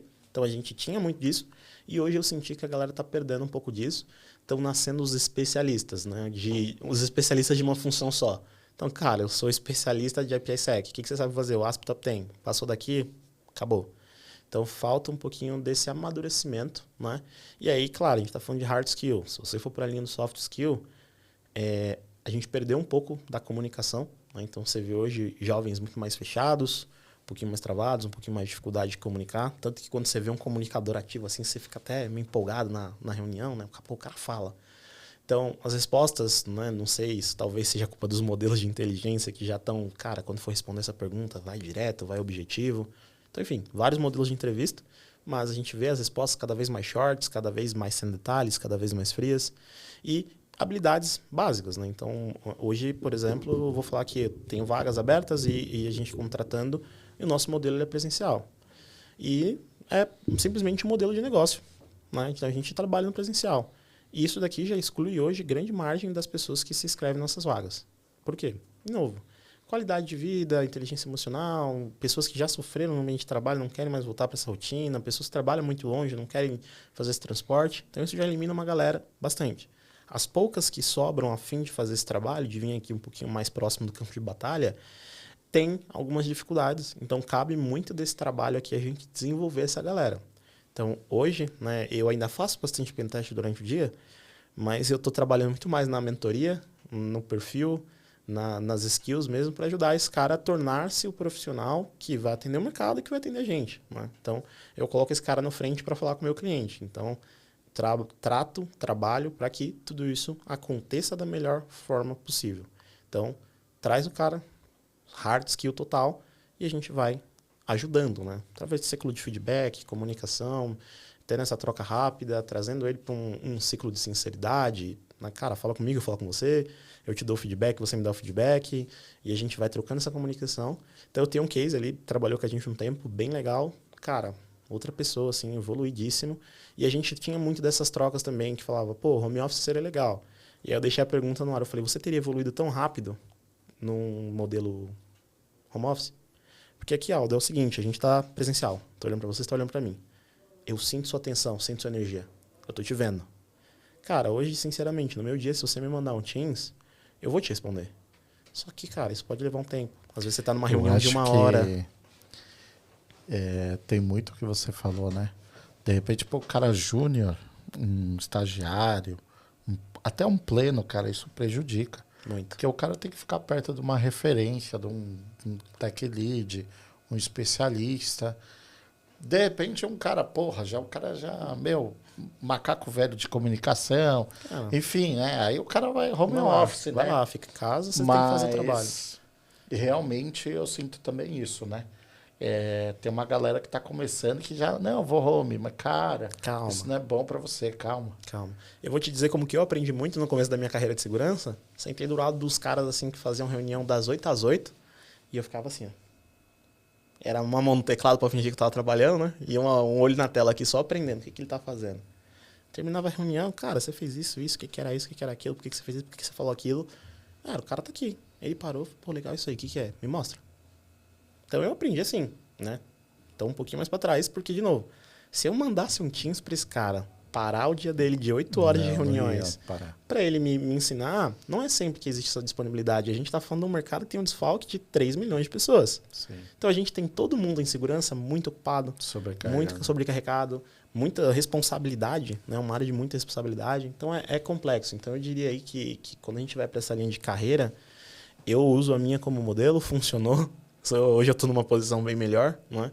Eu uso a minha de modelo e acredito que é o modelo que funciona. Então, sempre que eu estou na linha do júnior, até penando ali um pleno, eu ainda tenho minhas ressalvas do cara, vem aqui, vem ficar próximo, vem sentir, vem ver o dia a dia. Às vezes vem tomar um grito de um cliente na orelha aqui mais próximo, para sentir um pouco mesmo, criar essa maturidade. Criar casca, né? Criar casca. Então, o que você sente hoje seria mais ligado à parte de fundamento, base, seria isso, né? Exato. E, de novo, a gente tem a Gen Z, né, que essa geração que precisa criar um pouquinho mais de casca e eu não tenho problema nenhum. Né? A gente contrata, fala e traga a galera com maior paz. O ponto é, quando você vai para um ambiente corporativo, você precisa se adequar a alguns detalhes. E o primeiro que bate na porta é cultura. Né? Então, a gente encontra muita dessa barreira. Então, qual é a cultura que você aplica aqui? Qual que é a cultura do negócio? Então, a gente falou de equipe, por exemplo. Para mim, um cara que não se enquadra numa equipe, ele pode ser excepcionalzíssimo, tecnicamente. Se as habilidades sociais, as soft skills dele e outros pontos atrapalham o bom andamento da coisa, né, de uma equipe, esse cara, para mim, não faz parte de uma equipe. Ele tá fora. Fácil. Independente da habilidade técnica dele. Por quê? Eu consigo trazer um cara que vai se desenvolver muito melhor ao longo do tempo e que tem um relacionamento muito melhor, constrói com a equipe, colabora, interage, traz. Então, são pequenos detalhes que quando você sai do home office para o escritório, você tem que se atentar. Né? Quando você sai da bermuda para a calça jeans, você precisa começar a ter alguns dedos, entender algumas coisas. E quando a gente fala de cultura, principalmente em organizações aí de 10, 15, 20 anos, aí a gente faz isso aqui. Né? Um choque. Então, é a cultura da nossa geração aqui um pouco mais jovem com um choque da cultura de uma empresa de 20 anos. Então, existe muito isso no mercado e assim, a gente vê isso a rodo. Então, enfim, como eu falei, a gente vai nos eventos, a gente ouve a galera, a gente vê as vagas e a gente vê esse desafio acontecendo. Né? Gustavão, e a gente está falando dessa parte aí da cultura, desse choque que tem de base, né? Base sólida, enfim, fundamentos, tudo isso. A gente falou também de falhas, né? De segurança de API. A gente falou também de desenvolvimento seguro, né? Que realmente ali a gente tem alguns problemas ainda de maturidade. E quando a gente fala de inteligência artificial, que é um projeto de desenvolvimento de software ali muito mais complexo, porque as falhas são mais complexas. Sem dúvida. A gente tem que tratar aí muito input e output, porque a gente está falando de input e output. Input e output. O tempo inteiro. O tempo inteiro. A gente está falando de falhas de API, a gente está falando de aplicações que não têm o mínimo ali de tratamento dos dados, ali eles não são mapeados, Exato. não são catalogados. A gente está falando de empresas que não têm ali talvez o nível esperado de maturidade de privacidade. A gente não tem equipe de desenvolvimento preparada. A gente está falando de empresas que não têm security champions, né, que poderiam fazer esse trabalho parecido com o QA de segurança, né, que poderiam apoiar isso, engajar e trazer cultura até para as squads de dev, enfim, né, se aproximar às equipes de segurança e as de segurança de desenvolvimento, né, não colocando também, não vamos ali também colocar o problema total em desenvolvimento, né, segurança também tem muitos problemas e sérios problemas, né, a gente conhece muito bem. E aí a gente traz toda essa complexidade de uma linha que a gente não conseguiu resolver ainda esses problemas. E a gente já está jogando uma coisa para automatizar. É como se fosse uma automatização do caos. É isso. A automatização do caos, porque eu frase. teria que estar no nível de maturidade X para começar a jogar o jogo de inteligência artificial e eu não estou nesse nível de maturidade. E eu já estou automatizando, eu não tenho processo, eu não tenho governança, eu não tenho dados, eu não tenho privacidade, eu não tenho segurança, eu não tenho autenticação correta. Muitas empresas aí usam Basic Authentication, né? Ainda passa autenticação em texto plano, enfim, não tem um tratamento ali criptografado dos dados ali, não tem esse cuidado. Então é como se eu tivesse que jogar um jogo, como se eu aprendesse a dirigir já dentro de uma Ferrari. Só qual que é o problema? Eu vou capotar aquela Ferrari, eu vou bater aquela Ferrari, o prejuízo vai ser grande. Sem dúvida. Porque eu não comecei num carrinho mais humilde ali. Isso na verdade é o mercado, né? Acho que vocês em algum episódio até comentaram um pouco disso aqui, mas é o hype cycle. Então, assim, cara, entra aqui nessa onda, porque essa é a próxima geração de sucesso, é aqui que tá o negócio, é aqui que tá o dinheiro, é aqui que tá o business, aí vem o Vale da Desilusão, onde você vê que, cara, não era para aí, não era por aqui, vamos rever o caminho, e aí você começa a entrar na linear do, cara, agora a gente encontrou a aplicabilidade de negócio X inteligência artificial. Então, a gente está entrando aqui, a gente está indo nessa linha agora de entender como vai ser utilizado, né? Só que a curva da inteligência artificial, ela é reta durante 10 anos. Dos últimos, ela fez isso aqui, né? Então, ela ficou de pé nos últimos meses, né? Uma curva muito... Porque ela evolui muito rápido. Então, alguns meses atrás, alguns dias atrás, a gente estava falando de problemas de integração de API.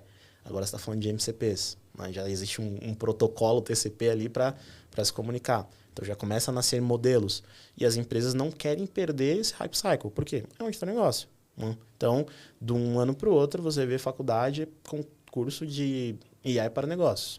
Cara, Engenheiro de prompt. Engenheiro de prompt. O mercado mal dominou ainda tipo, quais vão ser as usabilidades. Eu diria que hoje, se usamos 5, 10%. Por quê? Pergunta e resposta. Cara, faz isso para mim. Ah, qual que é a resposta disso aqui? Ah, matemática, não sei o quê. Quando, na verdade, se você utiliza a AI para criar os teus próprios agentes, né, trazer isso para ti, criar as tuas funcionalidades, que vai integrar teu dia a dia, que aí sim você começa a utilizar 100% da maturidade. E o MCP também está aí para ajudar agora nesse nível.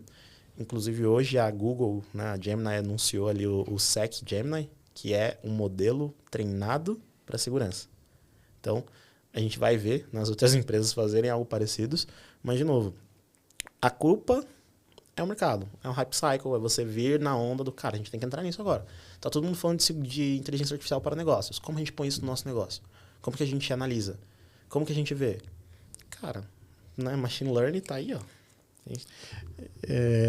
Mas a gente não teria que pensar de repente, é um apoio, não é a verdade absoluta, e a gente já está indo como se fosse a verdade absoluta. Eu sinto isso. Né? É o ritmo do mercado, né? Se você não for, né, aquilo é o bolão do fim do ano, pô, não vou entrar esse ano não, pô, todo mundo ganha, fiquei de fora.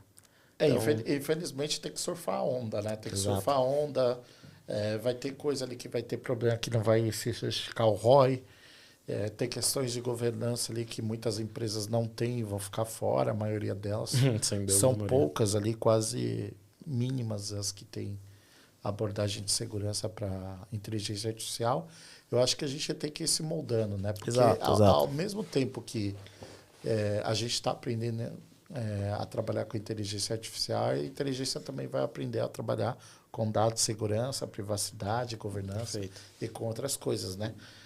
Não dá para a gente barrar a tecnologia, falar não vai usar, né? Não é por aí esse caminho. Exato, não é o caminho. Mas que, vamos dizer assim, que a área de segurança está sofrendo e as outras áreas também estão sofrendo para encontrar ali o mínimo possível ali para falar vai com risco ali e eu conseguir ficar um pouquinho tranquilo ali em alguns aspectos, né? Sim, acho que assim, se a gente voltar lá para as bases, né? Fazer uma arquitetura boa da companhia como um todo, põe um DLP. Acabou.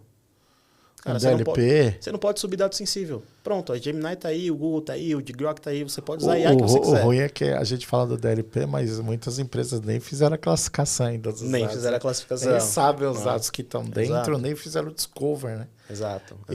Ou fazer uma modelagem de ameaças também era uma coisa que, por exemplo, em áreas de inovação, né, eu colocava estrategicamente Security Champions, principalmente nessas áreas que tem muito projeto de inteligência artificial, para o Security Champions desenhar todo o fluxo, né, do negócio. Perfeito. Então eles sabiam qual que era input, output, o processamento, então eles já conheciam ali as ameaças. Perfeito. E eles iam ali explicando para os outros profissionais ali da área de inovação. Com relação a esses riscos, né? Ia conscientizando e implementando um pouquinho do que a gente tinha de governança, né? Então, eu acho extremamente inteligente se trabalhar também com modelagem de ameaças, né? Threat modeling, para tentar reduzir o máximo possível de risco ou comunicar, né? Exato. Porque tem risco ali que a gente não vai mitigar, mas só da gente saber que existe já é diferente. Então, tem muito risco ali que, de repente, você não consegue corrigir no momento, você não tem budget, você não tem dinheiro, você não tem recurso, você não tem orçamento, mas só de você ter visibilidade ali, você consegue monitorar, de repente, para acompanhar se aquilo está sendo abusado. Exato. E se está ocorrendo alguma coisa desse tipo. E para segurança, né? A gente também falou aqui segurança tem muita parte na culpa de muita coisa, né? Mas é porque a nossa resposta instintiva é sempre bloqueia, né? Sempre bloqueia. Então, acho que, assim como a gente for pro dev, segurança tem que dar a mão pro negócio e entender. Cara, como que você bloqueia o que faz sua empresa ganhar dinheiro? Sim. Na hora que eu tiver que escolher, irmão, segurança ou ganhar dinheiro, eu vou tirar a segurança da jogada e eu vou ganhar dinheiro. Com certeza. Então, segurança precisa se portar de uma forma diferente para com o negócio. Sim. Então, entender o negócio, até entender os porque impactos. a gente está lá por causa do negócio, né? Exatamente. Se não tiver negócio, a empresa não anda. Exatamente. Mas o desafio, acho que é entender ali o mínimo, né? Um meio termo, né? O meio termo deles enxergarem uma maneira que pode seguir. Exato. E o meio termo deles enxergarem que não dá para seguir, porque tem alguns aspectos que realmente... Sim, sem dúvida. Né? Sem dúvida. Não dá para seguir. Mas esse trabalho precisa ser feito, né? Do analítico, de entender o negócio. Conscientização, né? Conscientização. Aí passa por um trabalho de conscientização de inteligência artificial, da gente entender o que é inteligência artificial, até onde ela pode entregar para a gente, entender os casos de uso, né, da inteligência artificial, da tecnologia, tudo isso. E vai se demorar, vai se levar um tempo aí, a gente vai ter muita água para rolar, mas faz parte, né? Faz parte desse desafio, né? Por isso que a área de segurança é uma área muito interessante, né? Que a gente sempre tem desafios nossos. Sem dúvida, sem dúvida. Ainda entrando computação quântica, né? Com essa quebra do RCA, né? O Majorana One fez esse trabalho, o novo estado da matéria, o Qubit, a forma que ele trabalha, uma moeda girando. Então, um projeto aí que a Microsoft trabalhou longos 17 anos, né? Para chegar nesse resultado. Conseguiu atingir esse estado. E a gente está falando bastante de AI, mas eu acredito que o próximo salto aí global da gente fazer uma evolução grande está na computação quântica. Ô, Gustavão, para fechar, vamos lá. 2 últimas perguntas aí que a gente falou bastante pra caramba. 2 últimas questões. Você é um cara que eu conheci, e quando eu conheci você muito novo, eu conheci você num curso de Ethical Hacker. Lindo. Há uns anos atrás. Você já era um cara bem diferenciado naquela época e me acompanhava em muitos eventos. Não sei se você lembra disso. Sim, sem dúvida. Muitos eventos e muita vontade de aprender, cara. Sim, um brilhão no olho, né? Um brilhão no olho. Cara, até hoje eu vou nos eventos e eu sento para assistir palestra. Eu não vou em evento para prosear, para conversar. Eu vou num evento para assistir palestra. Né? Porque a gente hoje tem relacionamento com o pessoal da área e tudo mais, então acontece você ficar um tempo ali proseando. Mas eu ponho lá, antes de ir pro evento, meu checklist, eu vou assistir essa, eu vou assistir essa, eu vou assistir essa, eu quero ver Já tem conteúdo. algumas palestras que você vai querer ver. Né? Já quero ver conteúdo. Então, desde 2017, 2016, né? Primeiro treinamento lá, já vim com isso. Então, vim atrás, estudar, conseguir, né, entender as coisas. Ter o pai ali para guiar, né, instruir. Vamos aqui, vamos ter evento, vem comigo, vamos lá. Então, foi uma jornadinha boa, né? O que você acha que você teve, por exemplo, daquela época, por ter de repente, uma figura que foi de mentor, de que te ajudou, né? Em algum momento a entender o que era a área, te levar nos eventos para você ver como seria. O que você colocaria para o pessoal hoje em dia, né, que está querendo entrar na área, da importância disso, do que trouxe para a tua carreira, da construção do Luiz Gustavo, que era um assistente de TI lá atrás, Sim. e que hoje é um gerente de SOC, um dos maiores especialistas em pentests de web, de API, enfim, né? O que você daria de conselho de ter um mentor, de ter esse approach, de ir nos eventos? O que te trouxe isso? Show. Bom, acho Não que... só profissionalmente, Sim. mas para a tua vida. Show. Acho que o primeiro ponto, acho que é uma palavra que a gente já acabou de usar, que é o brilho no olho, você ter vontade mesmo. Acho que nada supera a vontade, não é? Motivação não supera a vontade, desejo não supera a vontade, é consistência, cara, é bater ali. Você vai ter que estudar 10, 12, 15 horas, você vai ter que virar à noite, você vai ter que aprender uma coisa nova, tecnologia, inteligência artificial tá aí para provar que é muito rápido, né? Então você vai precisar se atualizar e você precisa estar afim, né? Porque são horas e horas e longas horas de estudo. Área de segurança não é uma área que paga mal, né? Então se você vem pelo dinheiro, que venha pelo dinheiro, mas que esse seja o motivador, que dá o brilho no teu olho de você ir lá fazer as coisas, né? De você vir atrás. E para mim isso foi o diferencial que me destacou. Eu falei isso hoje, eu brinco com os meninos que eu falo, no longo prazo ninguém me ganha. Eu sou um homem paciente, né? Então eu tenho aqui consciência de que, cara, no longo prazo ninguém me ganha. Eu vou levar 10 anos para ser o profissional que eu quero ser. Mas no longo prazo ninguém me ganha, porque eu não vou desistir no meio do caminho. Então, o brilho no olho, a vontade, essa consistência de, cara, é tijolinho por tijolinho, step por step, foi o que me ajudou a chegar hoje onde eu tô. E aí, se fosse trazer, né, para o mercado, cara, o que você precisa fazer? Aproveita o tempo que você tem agora para estudar, construir suas bases, abaixa a bola, abaixa a energia e escuta a mentoria. Né? Para, de novo, a gente tem um conflito geracional. Abaixa a bola, respira. Cara, você tem que receber o feedback e você tem que processar o feedback. Não é porque é um feedback que você tem que pegar ele, guardar e levar, e não, isso é regra. Você recebe, processa e leva aquilo que faz sentido para ti. Porque aí entra a brincadeirinha, né?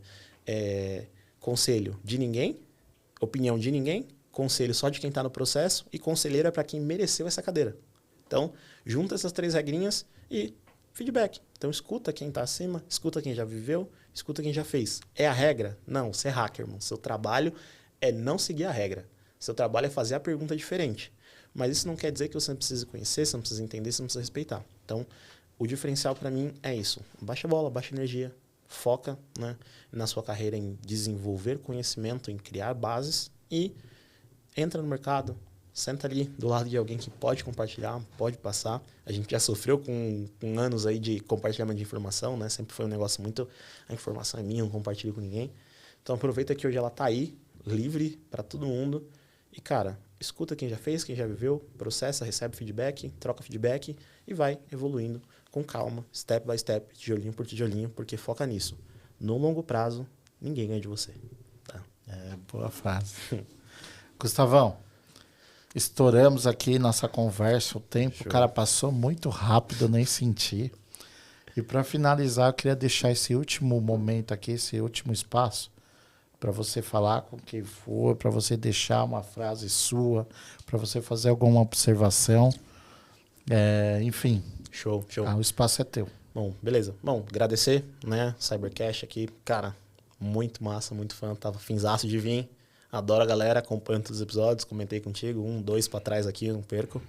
A gente tem uma iniciativa próxima, né? A gente não vai chegar a ser um podcast assim como vocês, tão massivo, mas a gente vai em outras verticais. E a mensagem que eu tenho é, pessoal, de novo, vem com calma, aprende, constrói suas bases. Empresas, recebam bem as pessoas, né? Passem essa sabedoria, passem essa cultura, ensinem, né, os profissionais a lidarem. A gente está vivendo um momento tenso entre gerações que, se todo mundo quiser guerra, acabou, né? A gente vai todo mundo perder. Então, se todo mundo encontrar um meio termo, encontrar aqui um nível de aceitação, de se colocar num lugar do outro principalmente, né? Então, você jovem que está entrando para o mercado, não é só você. Agora você está trabalhando para um ecossistema vivo, você é uma engrenagem. Faça seu papel de engrenagem, que é melhorar o processamento, é ajudar, é cumprir suas funções, é opinar, trazer ideias. Empresa, receba esse funcionário, receba as ideias, né? Não é porque ele é uma engrenagem que ele tem que estar sempre sendo engrenagem, né? Se você pega essa engrenagem e movimenta, então ajuda esse cara a se desenvolver também na carreira para que a gente possa suprir as nossas necessidades de mercado. 3 milhões de vagas faltantes, e para quando a gente cobrir essas 3 milhões de vagas, a gente tenha pessoas que sabem se comunicar, sabem se portar, empresas que sabem receber essas pessoas e que têm tudo isso bem desenvolvido. Então, acho que para os profissionais, vem sem medo, mas abaixa a bola, e para as empresas, recebam a galera de braços abertos, né? E principalmente com o espírito de ensinar, porque senão o brilho do olho some. Muito bom aí, belas palavras aí, agradeço sua presença, adorei tê-lo aqui como convidado. Esse foi o Luiz Gustavo, pessoal. Então, ficamos por aqui e nos vemos na próxima. Um abraço. Tchau, Valeu. tchau. Tchau, tchau.